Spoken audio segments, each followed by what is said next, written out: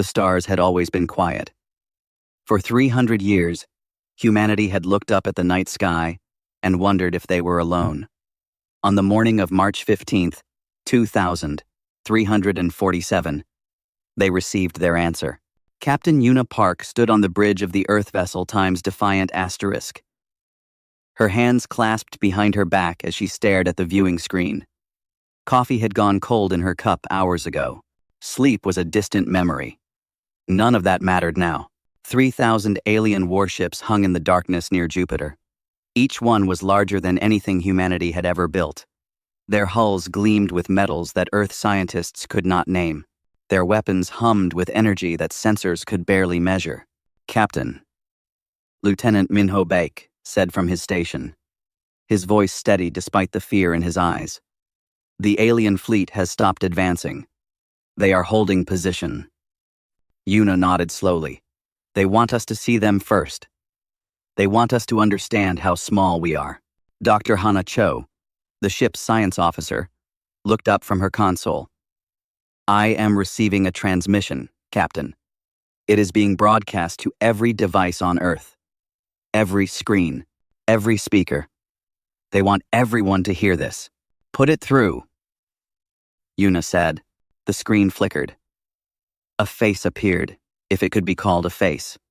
The alien had gray skin stretched over a skull that was too long, too narrow. Its eyes were black pools, without whites or pupils. When it spoke, its mouth moved in ways that did not match the translated words. "I am High Commander Valen of the Galactic Accord," the creature said. "I speak to the species, known as humanity. You have been observed. You have been measured. You have been judged." Una felt her crew grow still around her. On Earth, 8 billion people held their breath. "The Galactic Accord rules this galaxy," Valen continued. "We have done so for 10,000 years. 200 species live under our protection and guidance. Your kind is young, primitive. You have achieved basic space travel, but you are centuries behind the weakest of our members." The alien leaned forward, and something like pleasure crossed its strange face. "You have 72 hours to surrender unconditionally. Your governments will dissolve. Your military will disarm. Your population will be relocated as we see fit. Your technology will be regulated. You will become a client species of the Accord, and you will serve as we command." Valen paused, letting the words sink in. "If you do not surrender, we will reduce your planet to ash. Your species will end." This is not a negotiation. This is not a request. This is your only warning. Mani Lo, one sound. The screen went dark. For a long moment, no one on the bridge spoke. Ensign Suji Yoon, the youngest member of the crew, wiped tears from her cheeks with shaking hands. Minho stared at his tactical display, watching 3,000 red dots that represented death itself. Hana broke the silence. "Captain, I am receiving communications from Earth. The governments are. They are in chaos. Some leaders are calling for immediate surrender. Others want to fight. No one can agree on anything." Una turned away from the screen. She walked slowly across the bridge, her boots clicking against the metal floor. Her mind was racing, but her face showed nothing. "Hana," she said quietly, "you have studied their communications. You have analyzed their language patterns for the past 6 hours. Tell me something. Nd. Well, be. Do. Anything, Captain. In all of their history, 10,000 years of ruling this galaxy, has anyone ever told them no?" Hana blinked. She looked down at her data, scrolling through translations, cultural analyses, historical records that the Accord had broadcast as proof of their power. "No," she said finally.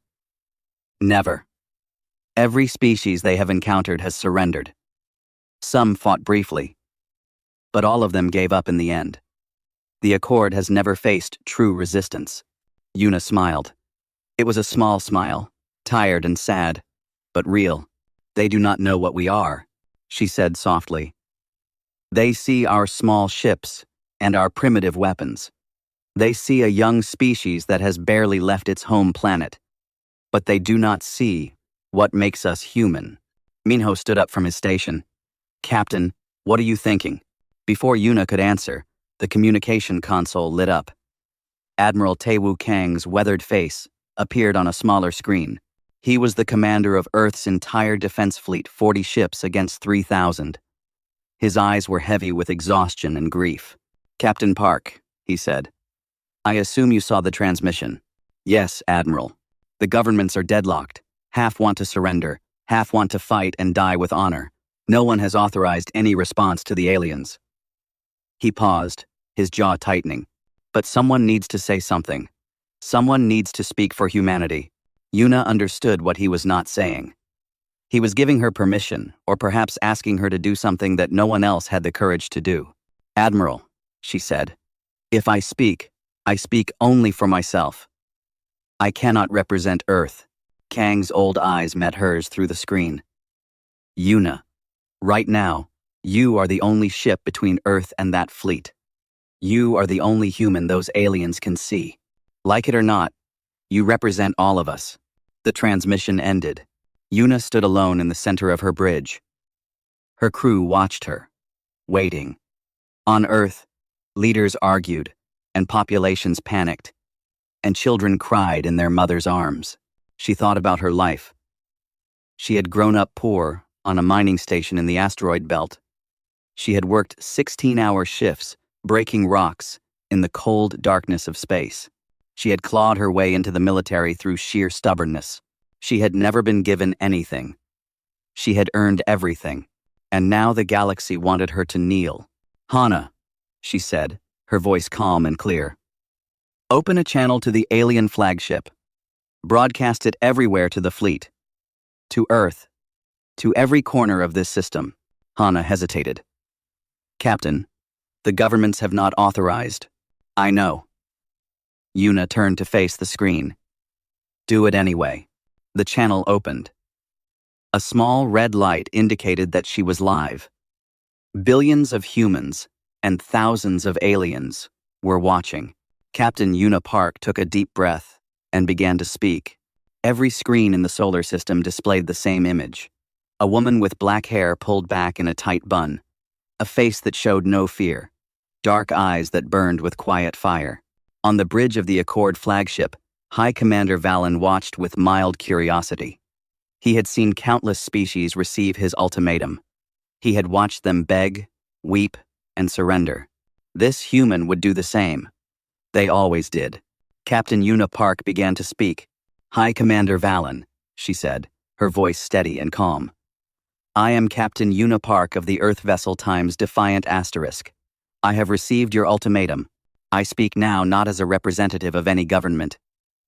I speak as a human being, one of 8 billion, who call that blue world home. On Earth, people stopped what they were doing. Factories fell silent. Cars pulled to the side of roads. Families gathered around screens. In living rooms, in hospitals, in schools. You have ordered us to surrender, Yuna continued. You expect us to kneel. You believe your numbers make you inevitable. 3,000 ships against our 40. 10,000 years of conquest against our 3 centuries of space travel. She paused, and something like a smile touched her lips. But you have made a mistake. Valen leaned forward in his command chair. This was not how the speech usually went. You see, we humans have a strange way of living. When someone tells us we cannot do something, we do it anyway. When the universe pushes against us, we push back harder. You look at us and see a weak species. Let me tell you what I see. When I look at humanity, Yuna's voice grew stronger, filling the bridge of her small ship. I see a species that crawled out of caves with nothing but rocks and fire. I see people who crossed oceans in wooden boats because they wanted to know what was on the other side. I see dreamers who built towers to touch the sky and fools who strapped themselves to rockets because they wanted to walk on the moon. Across the galaxy, on 100 worlds, client species of the Accord stopped to listen. These were species that had surrendered long ago. species that had forgotten what freedom tasted like. They heard the human woman speak, and something stirred in their hearts. "You ask for our surrender," Yuna said. "Let me tell you what we surrender. Nothing. We give you nothing. We will fight you with our 40 ships. When those are gone, we will fight you with our space stations. When those fall, we will fight you from our cities, our mountains, our oceans." High Commander Valen's officers exchanged uncertain glances. This was not supposed to happen. Primitive species did not speak this way to the Accord. "You will have to kill every single one of us," Yuna continued, her voice like iron. "And even then, our ghosts will haunt your dreams. You think you know what war is? You have conquered species that gave up after the first battle. You have never faced a people who would rather die standing than live on their knees." In the streets of cities across Earth, people began to gather. Strangers looked at each other and saw not differences, but shared humanity. Old enemies remembered that they were all from the same small planet. "You have 3,000 ships. We have something you cannot count. We have spite. We have defiance. We have the stubbornness of a species that survived ice ages and plagues and wars and everything the universe could throw at us." Yuna took one step closer to the camera. "So here is my answer to your ultimatum, High Commander. Turn your fleet around. Leave our solar system. Go back to your Accord and tell them what you found here. Tell them that Earth is not for sale. Tell them that humanity does not kneel. Tell them that we are not afraid." She straightened her shoulders, and her final words rang out across the stars. "You want us to surrender? Come and take our surrender if you can." The transmission ended. On the bridge of the Accord flagship, there was silence. Complete, absolute silence. For 17 minutes, no one spoke, no one moved. High Commander Valen stared at the empty screen as if he could not understand what had just happened. Finally, one of his officers spoke. "High Commander? What are your orders?" Valen's black eyes narrowed. In 10,000 years, no one had spoken to the Accord this way. No one had dared.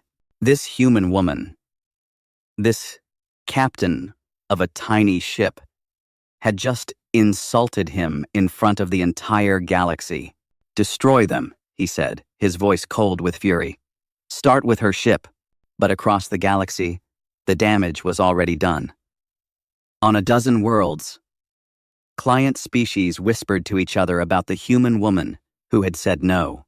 On 100 more, slaves and servants began to wonder if surrender had been the only choice after all. And on Earth, something remarkable happened. Governments that had been arguing stopped their arguments. Leaders who had wanted to surrender changed their minds. Factories that had been silent roared back to life. Men and women who had never held weapons lined up to volunteer. Captain Yuna Park had not asked for permission to speak. She had not consulted with presidents or generals or councils. She had simply spoken the truth that lived in every human heart. Within hours, Earth's message to the stars was clear. They would not surrender. They would not run. They would fight with everything they had. And if they died, they would die free. Admiral Taewoo Kang sent a single message to Captain Park.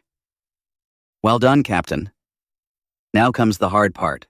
Yuna read the message and looked out at the alien fleet. 50 ships were breaking formation, heading straight for her position. Their weapons were charging. In minutes, they would be within firing range. She turned to her crew. Lieutenant Minho Baek was ready at tactical. Dr. Hana Cho was monitoring enemy communications. Ensign Suji Yoon had her hands on the navigation controls, her earlier tears replaced by fierce determination. "They are coming for us," Yuna said simply. "They want to make an example of this ship. They want to show humanity what happens when you say no." "What do we do, Captain?" Minho asked.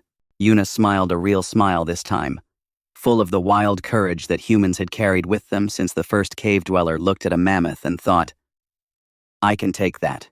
"We show them what happens when you corner a human," she said. "Battle stations. All hands prepare for combat. Matter from the Times, Defiant Times, turned to face its enemies.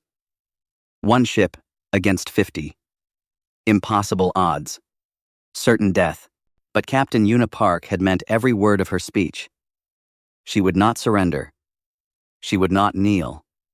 And if this was the day she died, she would make sure the galaxy remembered how humanity faced its end. The first enemy weapons locked onto her ship. Minho, she said calmly, let us teach them about human spite. The first blast of alien fire missed the Times Defiant Times by less than 50 meters. The ship shook as the energy passed close enough to scorch the hull. Alarms screamed. Lights flickered. Evasive pattern Delta, Captain Una Park commanded. Suji, take us into the asteroid field. Ensign Suji Yoon's fingers flew across her controls. The Times, Defiant Times, banked hard to the left, diving toward the scattered rocks that orbited Jupiter. Behind them, 50 Accord warships followed in perfect formation. Captain, Minho said from tactical, their weapons have 3 times our range.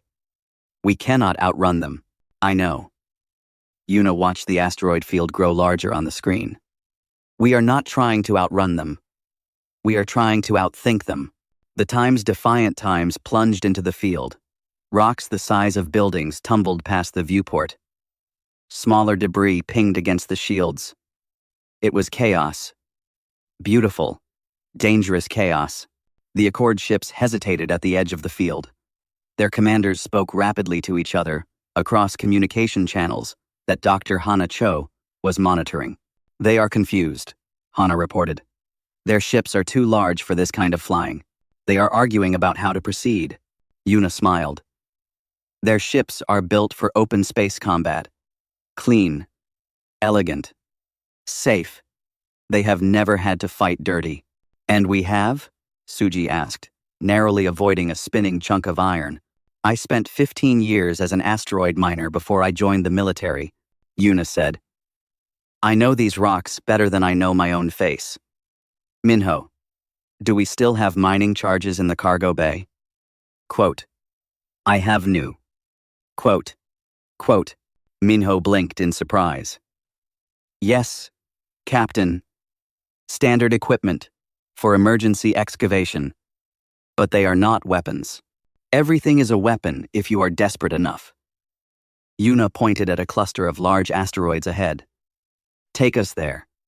When I give the signal, fire the charges into the 3 largest rocks. The Times Defiant Times weaved through the debris field with movements that should have been impossible for a military vessel. But Suji was learning fast, and Una was calling out directions based on instincts built over a decade of dangerous work. Behind them, 3 Accord ships finally entered the field. Their elegant hulls scraped against rocks. Their shields flared with each impact.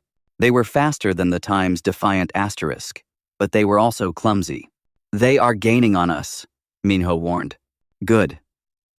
I want them close. Una watched the distance shrink. Closer. A little more. The 3 enemy ships were now fully inside the asteroid cluster. Their weapons charged, ready to fire at point-blank range. Now, Minho. Fire the charges. Mining charges were not designed to destroy ships. They were designed to break apart asteroids for easier processing. But when 3 of them detonated inside a tightly packed cluster of rocks, the result was catastrophic. The asteroids shattered. Thousands of tons of debris exploded outward in every direction. The 3 Accord ships had no time to react. Their shields, designed for energy weapons, could not handle the sheer physical force of a mountain of rock hitting them at high speed. 2 ships were crushed instantly.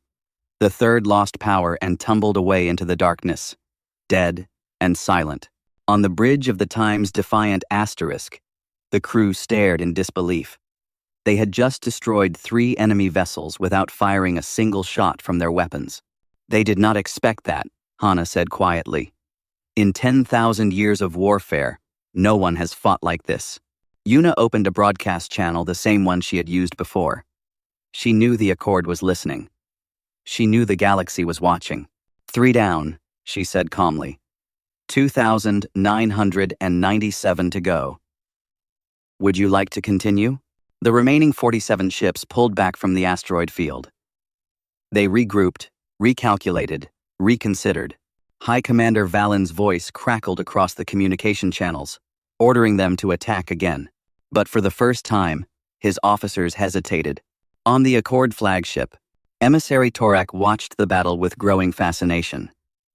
He was a diplomat, not a warrior. But he had studied countless species throughout his career. He had never seen anything like these humans. They were outmatched in every way that mattered: technology, numbers, resources. By all logic, they should have surrendered or died. Instead, they were using rocks as weapons. They were turning their weakness into strength. Torak approached High Commander Valen carefully. High Commander, may I speak? Valen's black eyes burned with anger. What is it? I have studied humanity's history. They are a species that has spent most of their existence at war with each other. They have survived situations that should have destroyed them many times over. Perhaps we should consider what? Valen snapped. Retreating? Because of one ship? And a few clever tricks? Not retreating. Reconsidering. This species does not think like others we have conquered. They are unpredictable. Dangerous. Valen stood from his command chair. They are insects, and I will crush them personally. Torak bowed and stepped back. He had said what he could, but in his mind, a small seed of doubt had taken root. Meanwhile, help was coming for the time's defiant asterisk. Admiral Taewu Kang had gathered Earth's remaining 39 ships. They were not much old patrol vessels, converted cargo ships, a few proper warships, but they were coming at full speed. Kang sent a message to Captain Park. Hold on. Yuna. We will be there in 2 hours. Yuna looked at the enemy fleet still surrounding her position. 47 ships remained nearby. Thousands more waited beyond. 2 hours was a very long time. Suji, she said. Find me another asteroid cluster. Minho. Check our remaining mining charges. Hana. Keep monitoring their communications. I want to know what they are thinking. Captain, Minho said slowly. We cannot survive 2 hours against these odds. Even with tricks. Yuna turned to face her crew. They were tired. They were afraid. But they were still fighting. We do not need to win, she said. We just need to make them bleed. Every ship we destroy is a ship that will not reach Earth. Every minute we survive is another minute for our people to prepare. She put her hand on Minho's shoulder. We are not fighting to live, Lieutenant. We are fighting so that others may live. That is what humans do. That is what we have always done. Ob2. Let's the 5. We have always done. End quote. The times, defiant times, turned back toward the enemy. One ship against an empire. A woman from an asteroid mine against the rulers of the galaxy. But in that moment, watching their captain face impossible odds with nothing but courage and spite, the crew of the times, defiant times, understood something important. They were not going to surrender. They were going to fight until the very end. And somehow, against all logic, that felt like victory. Admiral Taewu Kang arrived with 39 ships and a plan that would have made traditional military leaders weep with frustration. He had spent the journey studying every piece of information they had about the Accord, their tactics, their psychology, their history of conquest. What he learned gave him hope. They have won every war for 10,000 years, Kang told his captains over a secure channel. But they have done it the same way every time. They show overwhelming force, the enemy surrenders, and the war ends. They have never faced an enemy who refused to quit. Captain Yuna Park listened from the bridge of the Time's defiant asterisk, her ship scarred but still flying after hours of cat and mouse fighting in the asteroid field. What are you suggesting, Admiral? She asked. We cannot beat them in a straight fight. So we will not fight straight. Kang's weathered face was grim but determined. We will use guerrilla tactics. Hit and run. Strike where they do not expect. Make them afraid of every shadow. Over the next 3 days, Earth's tiny fleet made the mighty Accord question everything they knew about warfare. Human ships attacked supply lines and retreated before the enemy could respond. They used the moons of Jupiter as cover, appearing from behind one and disappearing behind another. They sent false signals and decoy drones to confuse Accord sensors. Lieutenant Minho Bake discovered that Accord ships communicated using a specific frequency range. Dr. Hanacho figured out how to jam it. Suddenly, enemy vessels could not coordinate their attacks. They stumbled into each other's firing lines. They shot at shadows that were not there. Ensign Suji Yoon became famous throughout the fleet for her impossible flying. She navigated the defiant times through gaps that should have been too small, used gravity wells to slingshot around moons, and once flew directly through the rings of Saturn using the ice particles as cover. But the most important change was happening far from the battlefield. Across the galaxy, client species watched the war unfold. They saw a species with 40 ships hold off an armada of thousands. They heard Captain Park's words repeated again and again in secret. "We do not kneel." On a world called Tessera, workers in a mining colony stopped their labor and refused orders from Accord overseers. On another planet, servants in a diplomatic station locked themselves in a room and demanded better treatment. Small acts of defiance. Sparks in the darkness. The 12 Voices, the ruling council of the Accord, began receiving reports of unrest on dozens of worlds. They were forced to pull ships away from the Earth invasion to maintain control elsewhere. High Commander Valen grew more frustrated with each passing day. He had expected the war to last hours. It had now lasted weeks. His officers whispered behind his back. Emissary Torak had been confined to quarters for suggesting negotiation. "Find their commander," Valen ordered. Valen committed more and more resources to hunting the time's defiant asterisk. He pulled ships from other positions. He ignored the broader tactical situation. His war had become personal. Admiral Kang saw the opportunity. "He is obsessed with you, Yuna," Kang said during a brief communication window.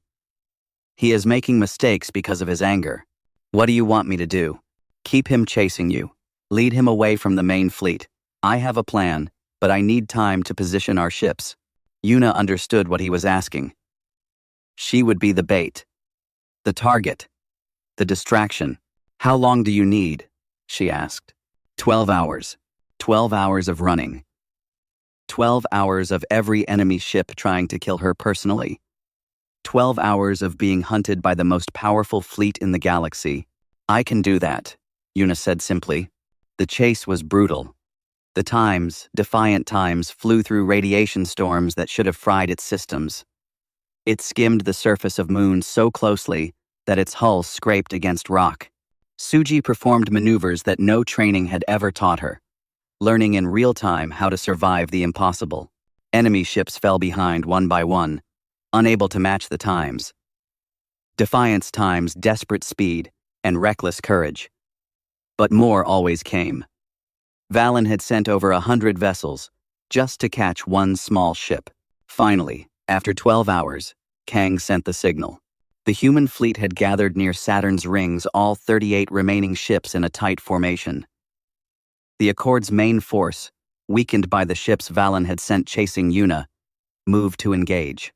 What happened next would be remembered as the Battle of Saturn. Admiral Kang led the attack personally. His flagship, the Time's Eternal Soul Asterisk, was old and battered and held together with patches and prayers. But it was fast, and Kang knew how to use it. The human fleet scattered the moment the Accord ships arrived. Instead of fighting in formation, they split into small groups, attacking from different angles, retreating before the enemy could concentrate fire. It was chaos, human chaos, unpredictable and wild. The Accord lost 47 ships in the first hour. They had never taken such losses so quickly, but the humans lost too. 18 ships destroyed, hundreds of lives gone in flashes of light and silent explosions. Kang saw that the battle was turning against them. The Accord had recovered from their surprise. Their superior numbers were beginning to tell. In another hour, Earth's fleet would be gone. So he made a decision. All ships, retreat to Rally Point 7, he broadcast. Then he turned the Time's eternal soul times toward the heart of the Accord formation, their command ships, their communication hubs, their most important vessels. Admiral, what are you doing? Yuna's voice came through the radio, filled with sudden fear. My job, Captain. Kang smiled, his old face peaceful for the first time in weeks. I never had children, Yuna, but I would like to think, if I had, they would have been like you.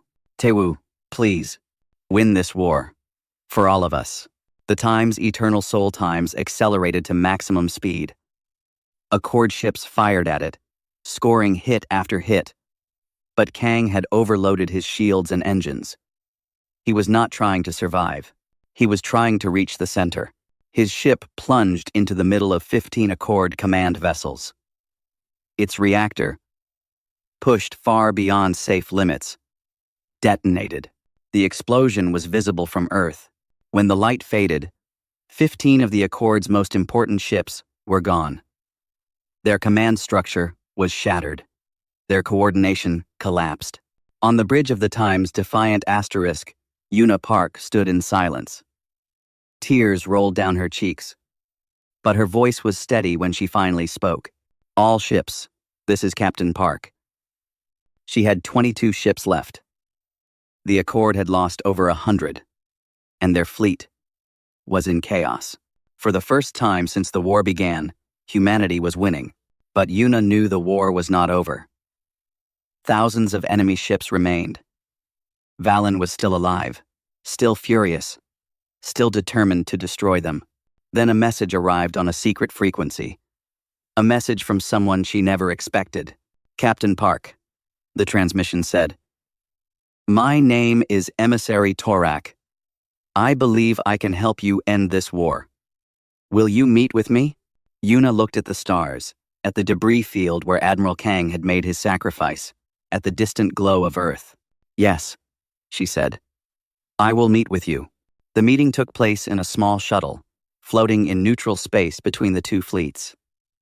Captain Yuna Park came alone, against the advice of everyone who cared about her. Emissary Torak came alone as well, his gray face unreadable as he sat across from her. You are either very brave or very foolish, Torak said. I have been called both. Yuna studied the alien carefully. Why did you contact me? Torak was silent for a long moment. Then he reached into his robes and pulled out a small device. It projected images into the air between them. Images of suffering, of enslaved peoples, of worlds burned, and species destroyed. The Galactic Accord is dying, Torak said quietly. We have ruled for 10,000 years, but our rule is built on fear, not strength. We conquer because we have forgotten how to create. We destroy because we cannot build. Yuna watched the images flash past. Millions of lives, crushed under the Accord's boot. Our technology has not advanced in 3,000 years, Torak continued. Our art is dead. Our science is stagnant. We take from others what we cannot make ourselves. And the 12 voices our ruling council, they know this. They are terrified. Terrified of what? Of you. Torak's black eyes met hers. Not your ships. Not your weapons. Your spirit.